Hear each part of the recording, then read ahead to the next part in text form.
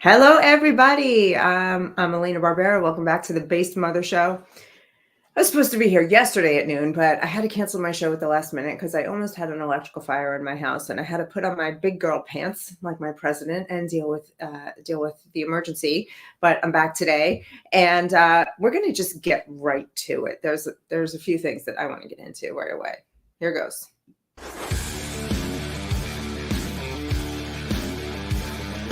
Have you heard of the Based Mother?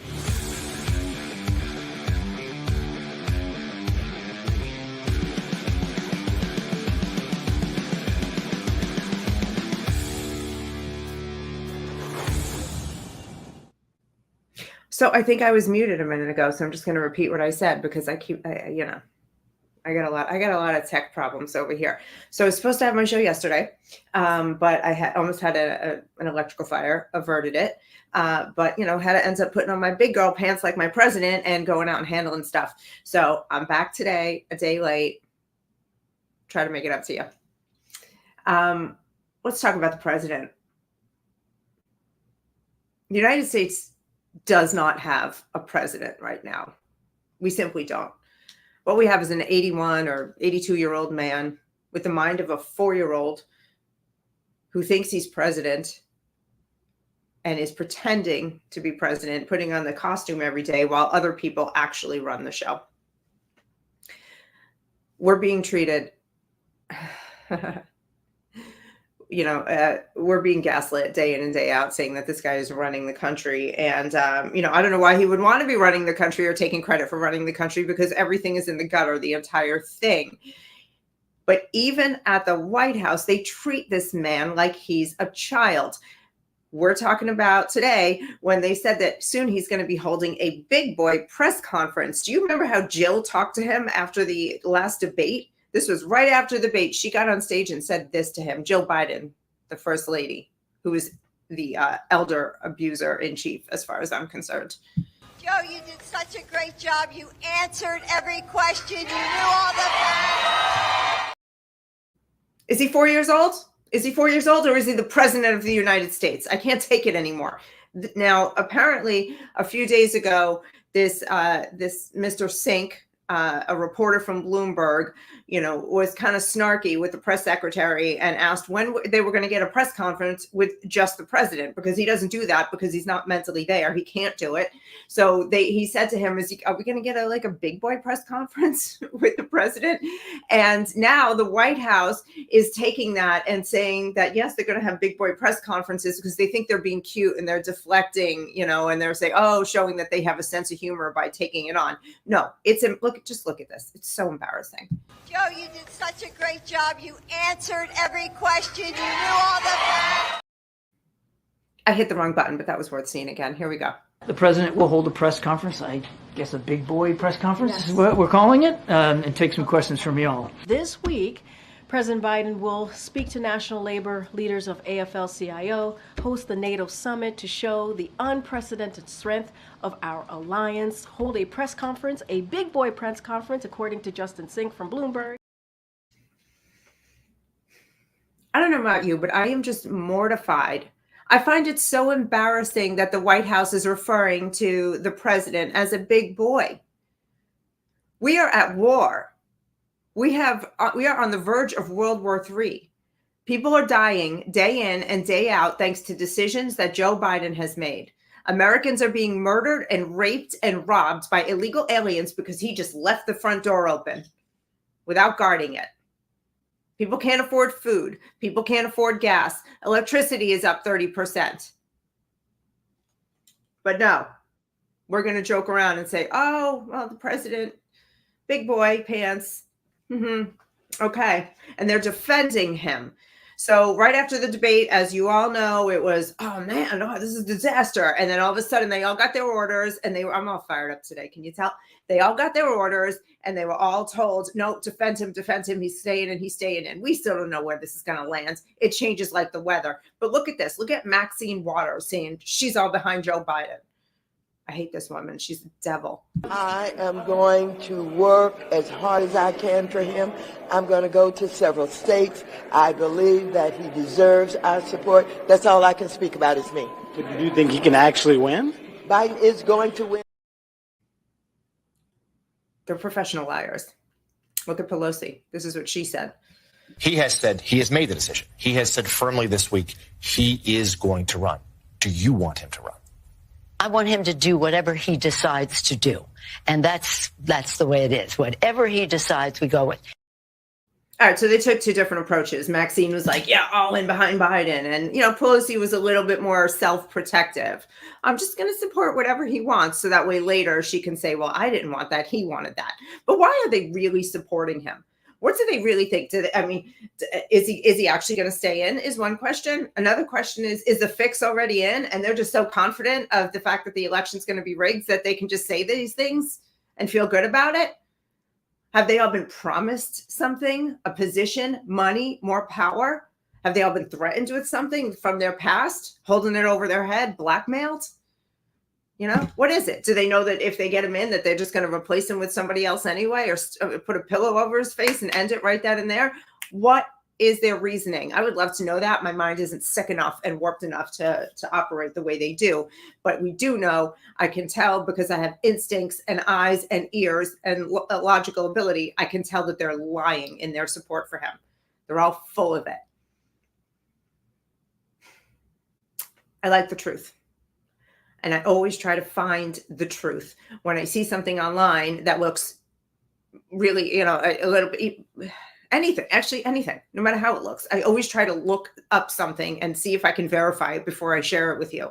So I want to show you, because I really want to encourage everybody, please do that before you share things on social media, because we are better than these psychos who want to mutilate children and let the country be taken over by illegals and let people who aren't American citizens vote, because that is what they're doing. They just voted against the SAVE Act, which would require people to prove citizenship in order to vote.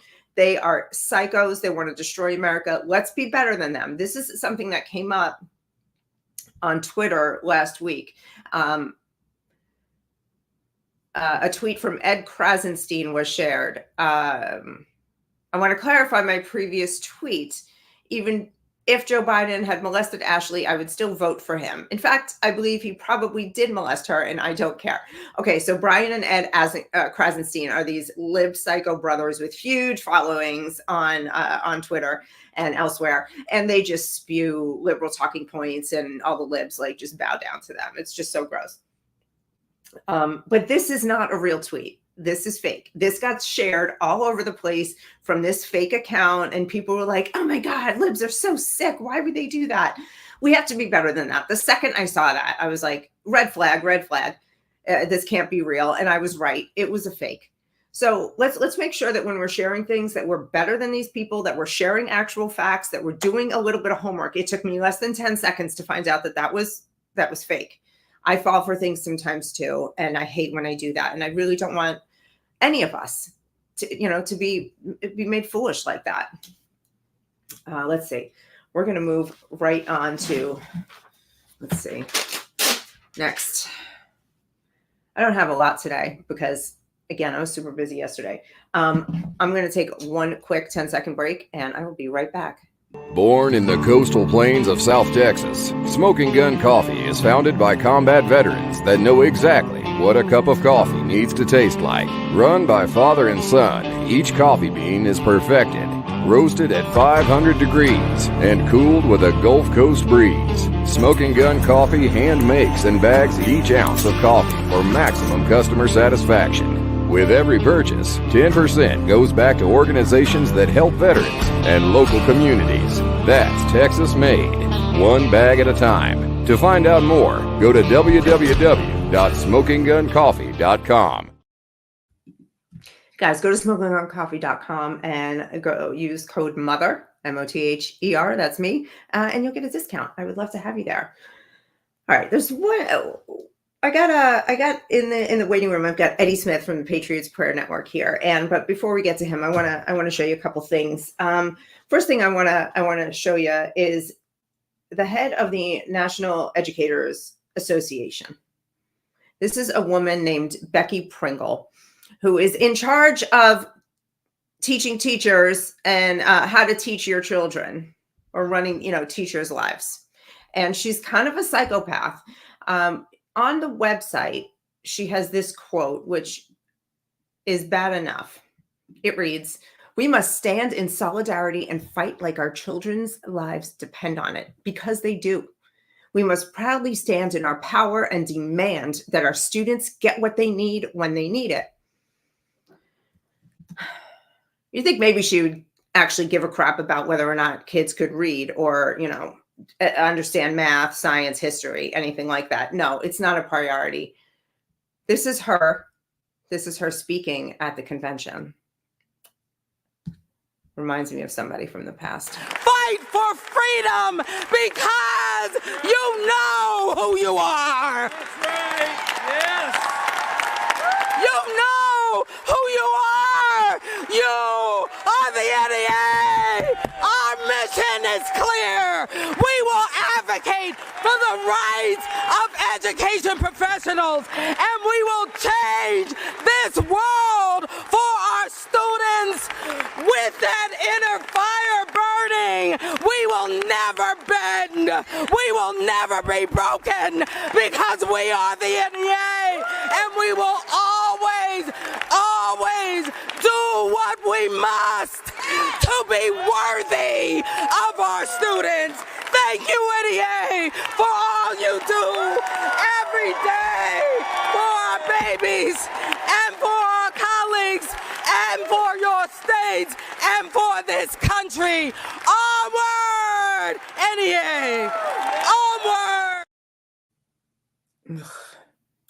I mean, what a psychopath, just standing there screaming like a maniac. These people are no longer educators. The priority isn't teaching your children how to think. The priority is teaching our children to become activists. It is all about, social justice and climate change and DEI and who are you attracted to, little girl? Tell me how you feel about your genitals, little boy. This is what we're dealing with. Lunatics like this setting the tone for schools in every district in the country. Get your kids out of these schools. They can't read. They're graduating kids without being able to read. They put their names on diplomas, hand the diploma to the kid, and the kid literally cannot read the diploma. In a lot of cases, only something like a third of our kids are reading at grade level across the country. They're raising morons.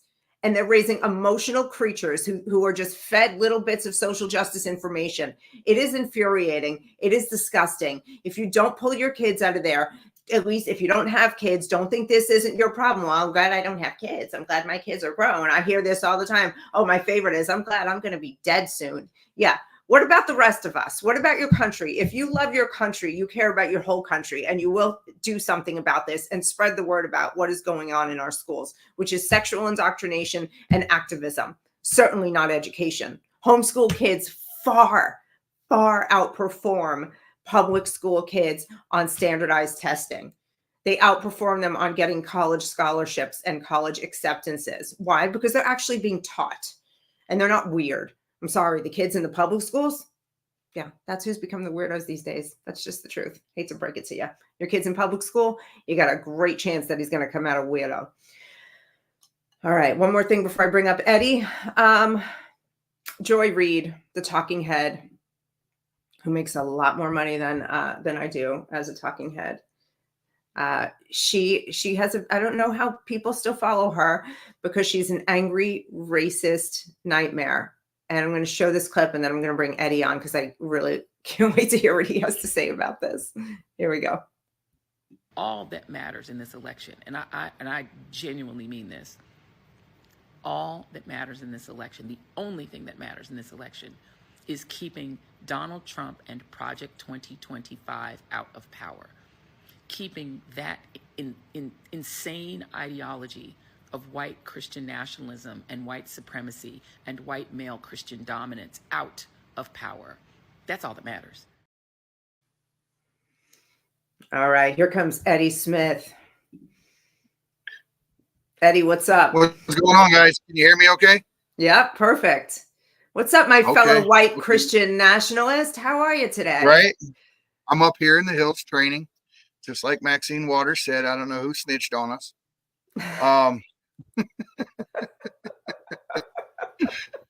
What an idiot. And Trump Quisha there, the one that was on just before you had me on. I don't know why she's balder than usual, but the thing is this, listen, Project 2025 is not a creation of Donald Trump. It's a creation of the Heritage Foundation. Correct. And Heritage Foundation that supports Trump. Trump has already went on Truth Social. He didn't disavow it or anything like that. He didn't say anything negative about it. Just said, hey, this is not my thing. This is not something that I came up with. I wish him the best in doing it. But the idea that Christian nationalism is somehow evil or racist, or the fact that nationalism in itself is racist is a fallacy. It just means that we prioritize and love our countrymen. We love our country. We love our country. It's it. But if they demonize it and they start playing fast and loose with the English language, which is what they do. This is why they use the term democracy. This is exactly why we're enemies of democracy and all that. Yes, we are. We are enemies of democracy. It is that simple. We are. Yes, you're absolutely right. Go ahead. Explain why. Go ahead. Go to it. Because democracy is mob rule, which means there's a good illustration. There's an illustration of there's two.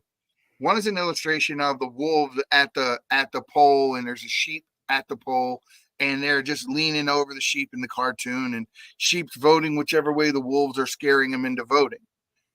But in a republic, there's the same wolves in the same line at the same voting poll, and the sheep has a pistol, and the odds are even. It's this simple. We are a country of laws and rules, and not mob rule. We're a country of laws, and if the laws are on the side of the minority is in the right, and the system will back him up. In a democracy, it's mob rule. So all you have to do is get CNN or the rest of them to get the extreme coast like California and New York and whatever else, get them in a tizzy, which is what the news does with its propaganda, and then they can force legislation down the mouth, down the throat of the rest of us that we can't do or say anything about because it's mob rule. It's a majority rule system that takes away states' rights.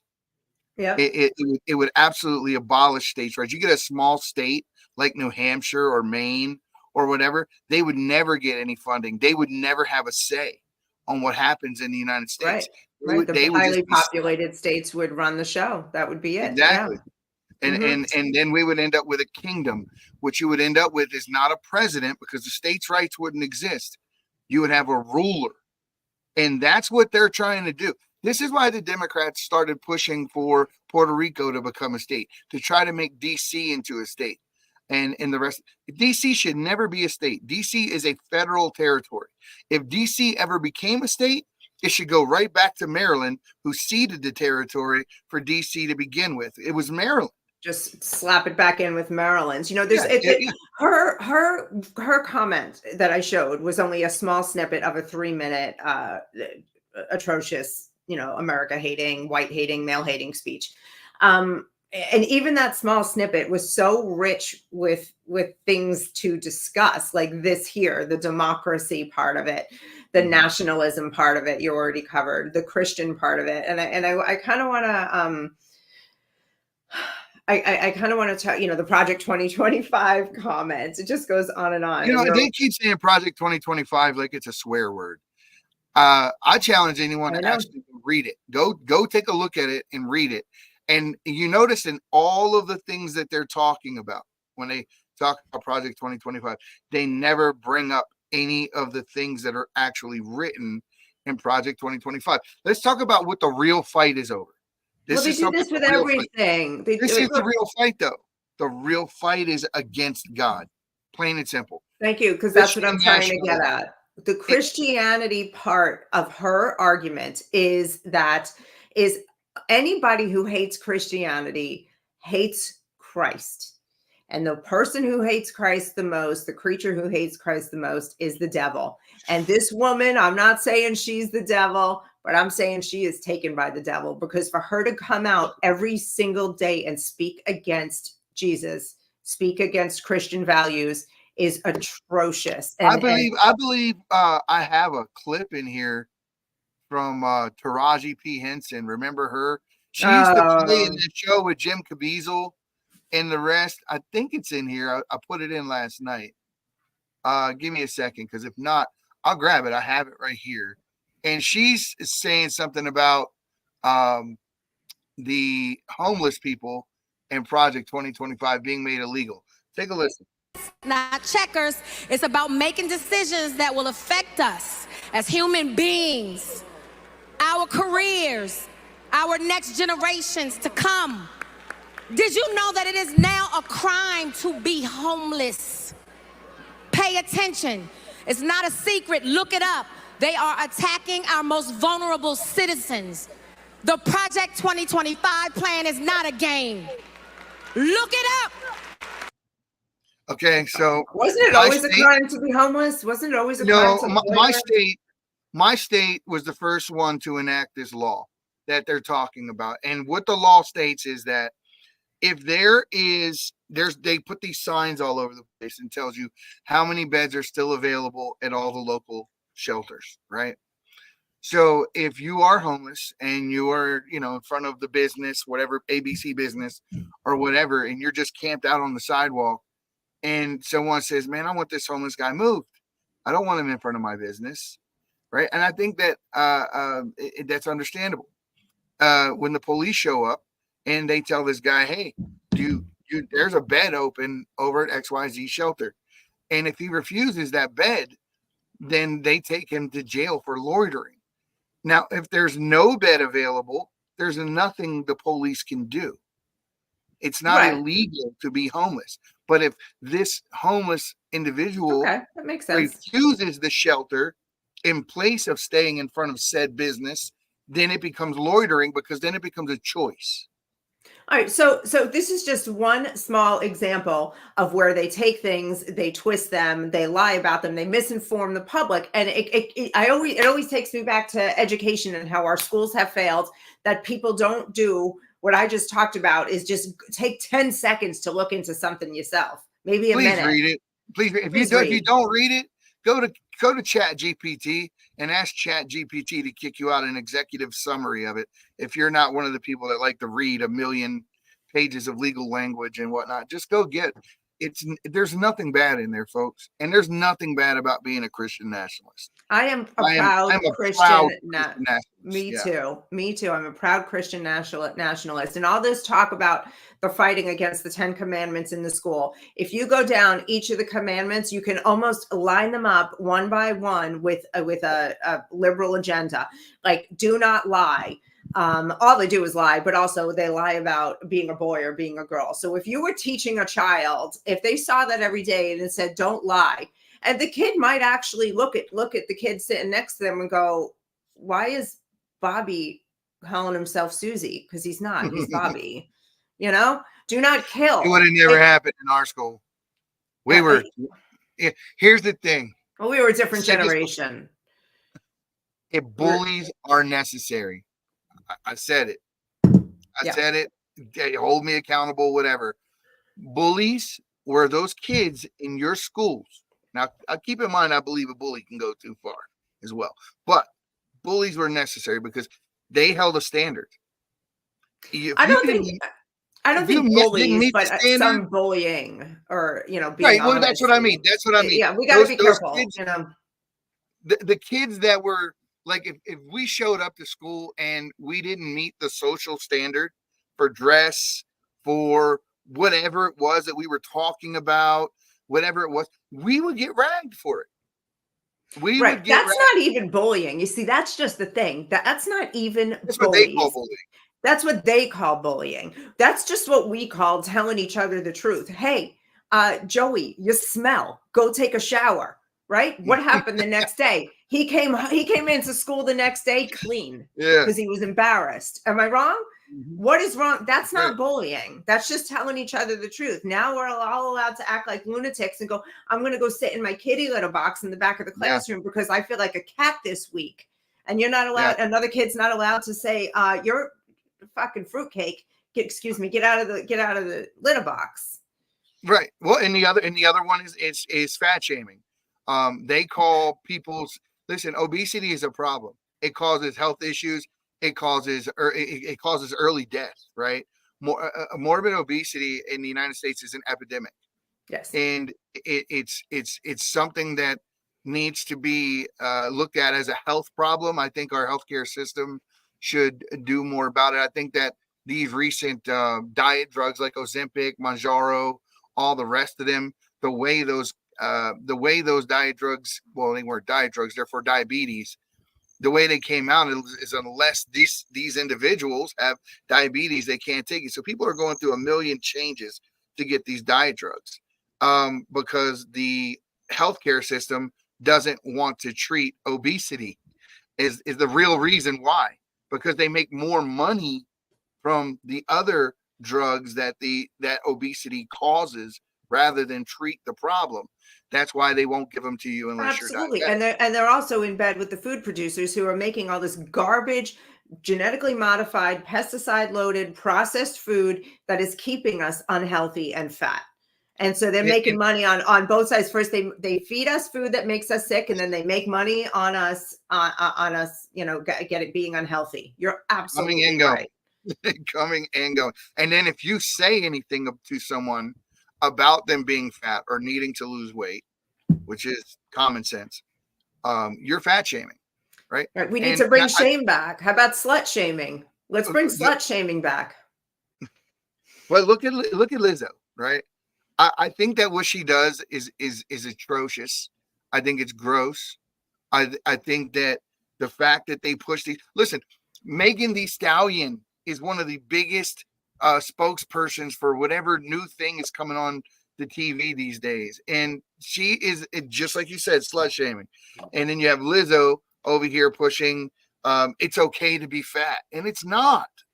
It's not. That whole thing with the way you see yourself, the self-esteem thing and all that, it can go too far. It can be diluted. It can get to a point where it's not healthy.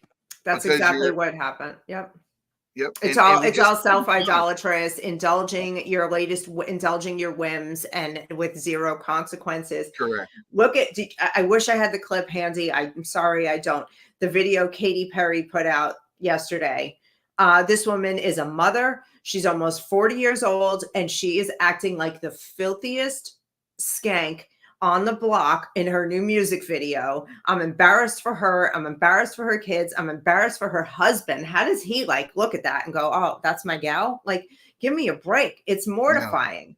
No. And this is a woman who's, almost 40 acting like a slutty teeny bopper. It's so strange in so many ways. And we've taken this now to become the norm in America. And when I say things like that, I'm a prude. But what I'm saying to people is look at how horrible and degenerate our society is. People are more miserable, unhealthy, riddled with STDs than they ever have been before. It's not like I'm just saying this because I think it's right. I have data to prove that we're flying off a cliff here. Yeah, we are. We are, because we live in an era of moral relativism, meaning that if, there's your truth and my truth, and just like you just talked about a little earlier about the 10 Commandments. 10 Commandments are pretty basic. Don't lie, don't cheat, don't steal, don't covet your neighbor's goods, respect your mom and dad. Don't kill. They're basic. I mean, I don't give really a damn what religion you're a part of. I think they apply. But if you're rejecting them, I got a problem with you. If you're rejecting these basic tenets of decency that human beings have been at least setting a standard by for thousands of years since the beginning of recorded history, I got a problem with you. And it's the same thing. It's the same standard societally. So what they're doing, it's a war of values. In order for my values to, if I'm like a transgender or whatever, right? And I'm talking about the radical ones that just don't have an affinity for dressing like girls, but the ones who actually believe they are girls. and those ones that are trying to invade women's spaces and locker rooms, and bathrooms and and even showers at the YMCA, which I keep bringing up that situation because it pisses me off to think that a little 13-year-old girl was frozen in fear inside of a YMCA because she was scared to move because there was a full 50-year-old naked dude standing next to her showering, and she was just in shock. And the people who got in trouble were the people who exposed it, not the guy who did it. Right. And at some point, I hope, and I'm just going to say it, at some point, I hope that when the people in authority that are supposed to step forward and enact rules to protect our children fail to do so, that society steps up and does it for them. No matter well, you know what happens when society steps up? They enslave, they arrest good citizens. It's okay. And they're putting us in jail. It's okay though, because and the reason I say that is because when people ask you, what would you do? What would you sacrifice for your children? Most people who really love their children would say, I'd give my life for my children. Yes. So why wouldn't you get arrested for your children? I'm telling you that if we all stepped forward and stopped caring about the status quo and did what was right, all of us, it would stop like that. It would be gone tomorrow, and your arrest record would be cleared, and you would be looked at as the same way that the people in the civil rights movement were looked at after they had fire hoses turned on them and dogs turned loose on them, and they kept fighting for what was right, and they didn't stop. And that's what we need to do. Exactly the same. We need numbers, though. We need more people, Eddie. You know, we need more numbers. We need people to be less afraid to speak up. Well, that's the thing that the news has done. That's what the media and the propaganda has done. It's fooled us into believing that the guy standing next to you isn't like you, when in fact he most likely is. Even if he's on the other side of the political aisle, he most likely doesn't believe in women having their spaces invaded by men. Most of them don't believe in what the oatmeal brains did with Title IX and removing protections for women in women's sports. They you know, and they still to this day cannot define openly what a woman is without using the word woman. They can't do it. Alexa can do it. Alexa does it real simple. It does it down to the chromosome. Basically, a woman has the propensity to give birth. That means even if she had a hysterectomy or some medical problem that precludes her from giving birth, her body was designed to do it. And she has XX chromosomes. It's really that simple. Correct. Yeah. Correct. Right at the bottom Correct. of it. Yeah. And it's not a thought process. You can be feminine, which is it's a personality trait. Yes. You can be feminine. You can be masculine. This is why right now we're seeing the trans community knock heads with the gay community, because what they're doing to the gay community, they're eating themselves, right? But they're telling the gay community as the gay man that likes men, they're saying, well, you're just deluded. You're a woman. You just won't accept it. And the gay community is like, no. So now they're you know, they are bumping heads, and it's inevitable. This is what the left does. They eat their own. I mean, that's why I remember, I forget who said it, but it was self-described little analogy of the snake eating its own tail. And that's what the left is. Mm. Yeah, it is right now. And we can see it happening, and they're putting out this message of unity to try to hide the fact that they're in a complete free fall scramble right now. Mm-hmm. We know that they're in big trouble. There's no hiding it.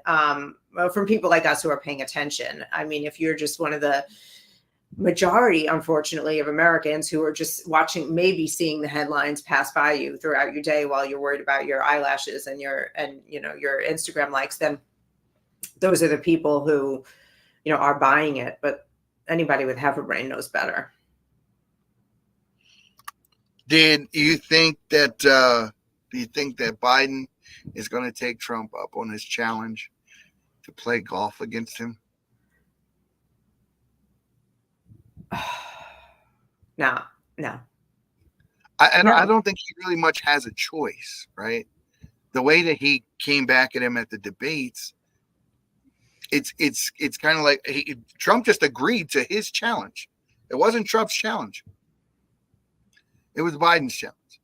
So I don't think he's going to show up. He doesn't show up. He doesn't show up for meetings with heads of state.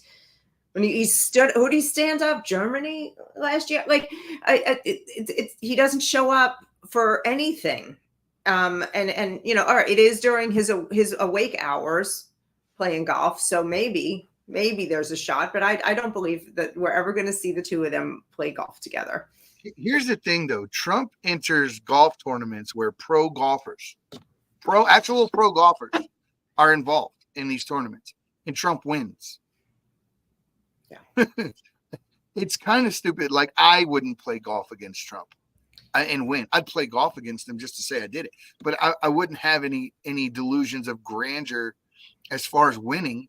The guy is a talent. He could play on the tour. That's how good Trump is. I don't think most people realize that. Yeah, I got to be honest. I don't care. Like that whole you know, golfing conversation in the debate was amusing for 10 seconds, and then by second 11, I was like, please stop. This is ridiculous. I mean, but it would definitely. I would pay money to try to see Joe Biden swing a golf club. He would fall right down on the tee. He would swing and fall. That's exactly what would happen. I don't know. Maybe he could drive the cart for Trump. Although even that, I think would be a little. I don't know that I'd let him drive a cart with me in it either. Right into the sand trap. I mean, if he gets behind the wheel of anything, it should be an immediate DUI. God knows what he's on to keep going. I have no idea how much Adderall or whatever the hell they're pumping him full of is in his system. But it's pretty sad at this point. I mean, you got to think about it like this. The laptop, the book, Miranda Devine, the Marco Polo book, all talk about the level to which his dementia has increased. Even prior to him becoming president, this was already a conversation.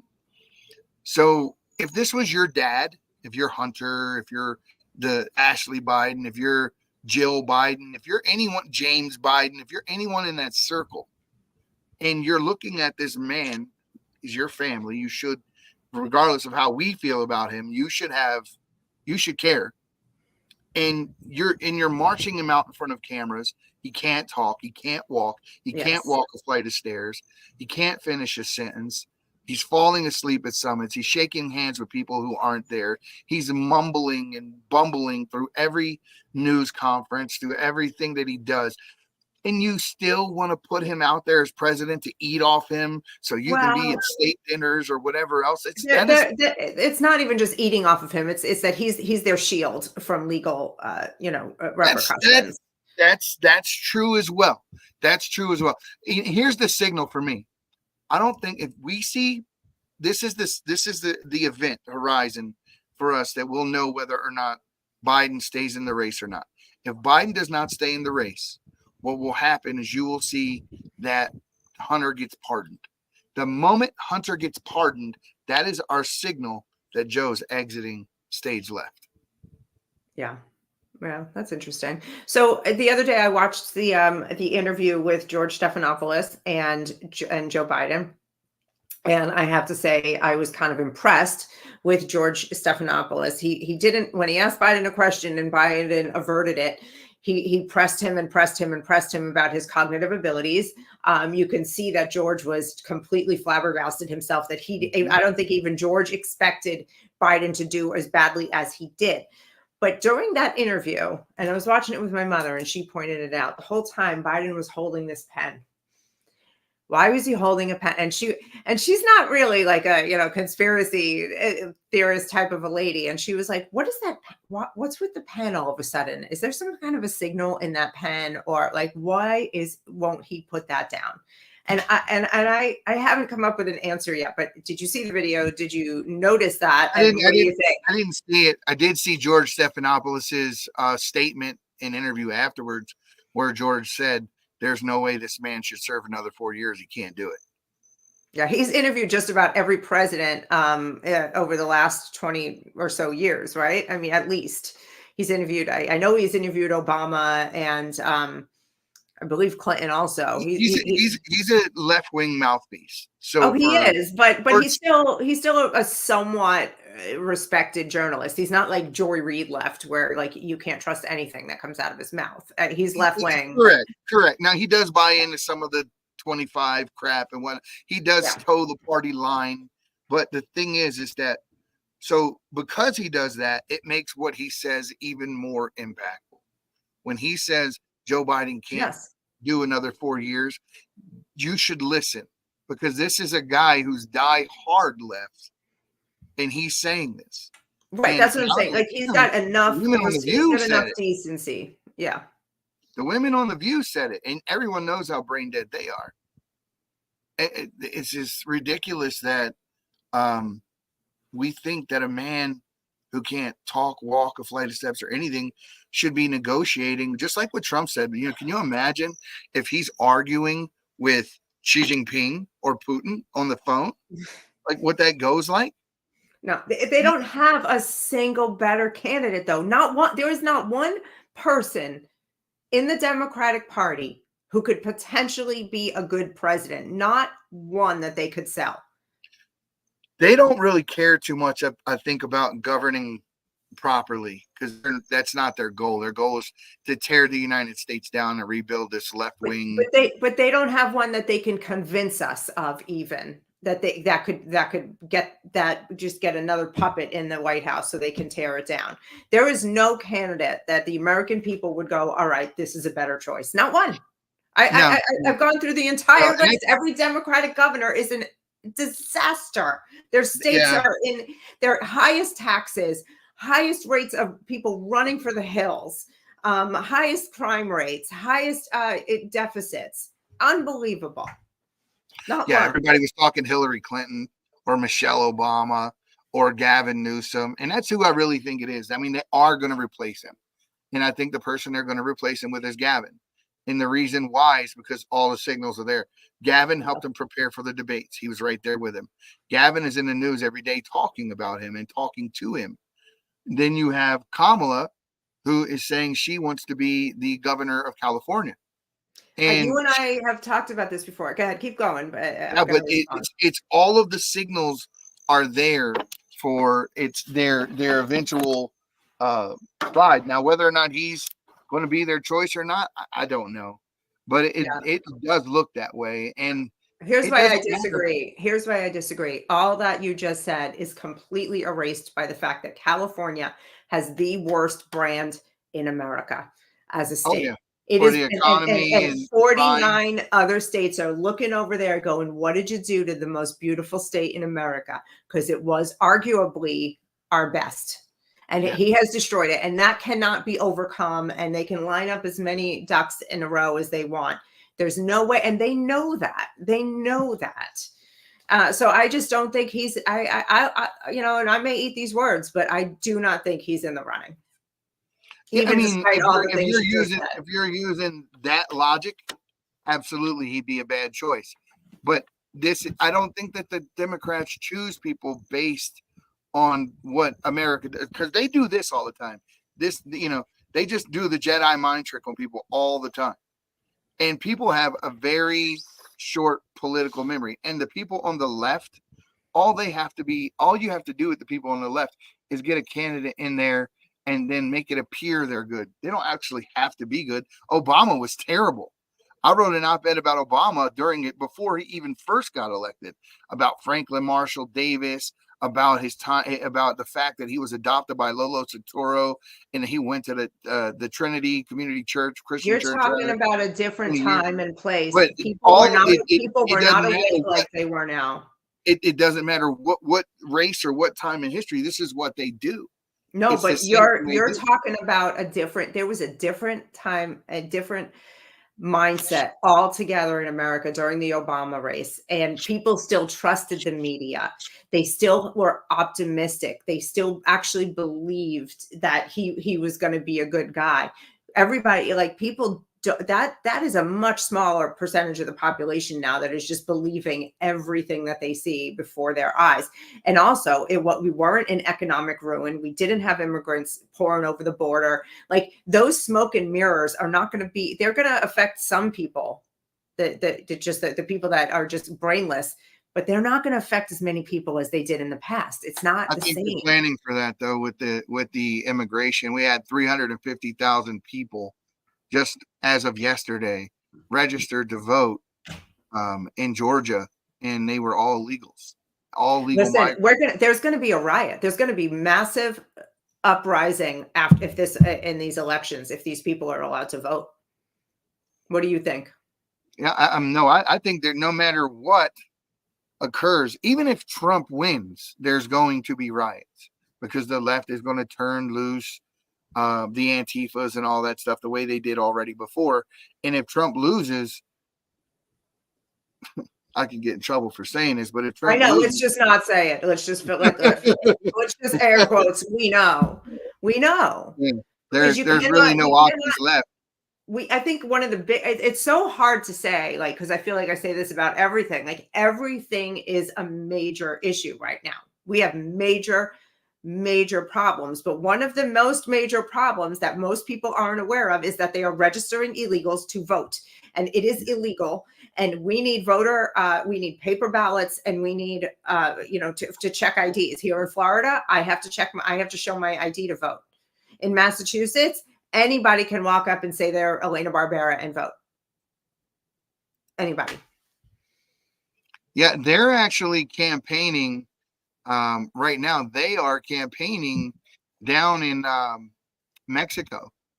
They have NGOs that are actually putting up flyers that are saying essentially, if you want the actually I have a copy of the flyer.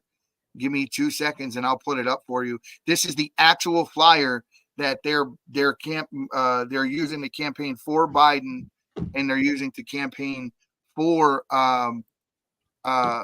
what's her face down in Mexico, and it's in Spanish. And essentially, it says this: it says that if you're coming to the United States, make sure you vote for Biden, because if not, they're going to close the border. And I'm putting it on a PowerPoint right now, and I'll show it to you. This is the actual document that they're using, and the way they get away with it is they're doing this. NGOs are doing this, and so they're saying essentially, well, it's not us putting out the flyer, so what are we supposed to do about it? But this is the reality of what they think. Because they can. They're giving them social security cards and all that when they get across the border. So it's not very hard. Once you get a social security card, you go to get your license, you're in the DMV, you can absolutely just very simply go ahead and register to vote. They're not going to catch whether you're a citizen or not until later. I feel so sorry for legal, documented immigrants who came in through the front door, put their time. Let me finish this. Put their time in, and now they're being looked at sideways by Americans, like they're murderers, like they're illegals, like they're rapists, when they're honest people. It is not fair to them. This is so freaking cruel to the people who did the right thing. I work with a guy from Canada, and he explained to me he had to fill out applications for everyone, not just him, but everyone in his family. It took him almost 7 years to get all the approvals, he had to take a test. He had to prove that he was able to support himself once he got here. He wouldn't be a drain on society. He had to go through all these varying tests and barriers he had to get through. Meanwhile, all he had to do was fly to Mexico and run across the border, and immediate amnesty. Could have got a free house out of the deal. Who knows? It's sick. But here is the actual document. This is hanging in porta potties. It's hanging in offices all on the other side of the border in Mexico. And this is what they're doing. And essentially this document says, when you get to the United States, make sure you vote for Joe Biden so we can keep the border open. What is this, high school? Like everybody just gets to vote for prom queen? Like, what is this? You know, and even in high school, you have to be enrolled in that school to get a vote. What the hell is going on? I can't even believe that this is happening. I am so angry. And I just feel like they have us on defense constantly. We don't even have our basic rights as citizens to make decisions for how this country is run anymore. They're bringing people in and they're buying votes, and it is unfreaking believable. Why aren't people more outraged? Why is it just us sitting here screaming about this? Well, it goes beyond that, right? So James O'Keefe just did a hit piece, and it was very eye-opening. He went into a vote broker, and this vote broker told him, hey, if you want to get elected, this is how you do it. And I can bring you 35,000 votes. They're $3 to $5 a piece. You're going to pay for my time. You're going to pay for my guy's time. And we're going to deliver these votes. And if you think 35,000 votes can't swing a county or a state, you're sadly mistaken. And the number goes up, the more votes they want. So these people are out there vote harvesting and delivering these votes. And he got the whole thing on camera. Like, he's got this whole undercover thing just all done. And this lady is giving out the names of people who purchased votes from her, judges, both right and left, right? So don't act like we're attacking the left here with this thing, because I remember George Bush and the Florida debacle back in the day with Al Gore. I'm not. Yeah. Yep, exactly. I'm not telling you that this is a primarily left-wing thing, because when it happened to them, they were bitching too. I mean, every election they're complaining that it was rigged. Look, Hillary Clinton did it. This must be why the Republicans aren't fighting it hard enough. They're coming out now making statements. They're using it too. Oh, yeah, but because they're using it too. This is why the Epstein list isn't out, because they're all on it. It is us against them. Party. We have got to become a uni citizens and work together, because we have the power. But anyway, we got to wrap it up here. Yeah, but I'm angry today. I'll be back in town. I'll be back in town Sunday, and then we'll pick up our normal podcasting schedule. But for right now, this is what I'm doing. I'm getting ready to go hop on the quad and ride out to about 10,000 feet, and maybe do a little fishing later. And I'm just enjoying my time off. That sounds wonderful. Like, listen, I'm sorry to even bother you, but I'm so glad you came on. I really appreciate it. And this was a fun conversation, and I'm angry. So thanks, Eddie. I'm gonna I'm gonna go walk the dog and calm down. I'm very surprised that it works up here with this internet. So yeah, perfectly clear as day. Maybe I jump back on a little later and do an impromptu. Who knows? All right. All right. Thanks so much, guys. Eddie. Have a good one. Thank you. Wow, that was a lot of fun. Eddie's always a lot of fun, man. I really am a psychopath today. I'm so mad. I am so mad that my votes, your vote, are being erased by illegal alien votes that Joe Biden is buying with our tax dollars. It's actually happening. It's actually happening. And they aren't even hiding their intentions. They voted against protecting our elections this week. All right. You know what, guys?